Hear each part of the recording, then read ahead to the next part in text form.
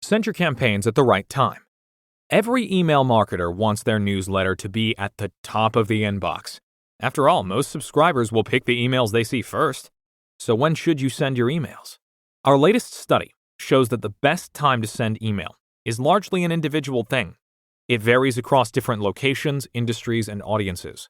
The best practice is to send your emails using a send time optimization algorithm like the GetResponse perfect timing.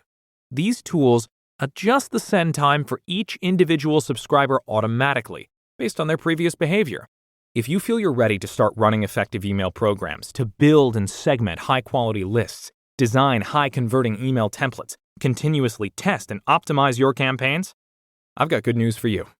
You can do all of this inside of one single tool, and it's completely free, no credit card required. If any of that sounds interesting to you, just sign up for a free trial of GetResponse and start making some real results.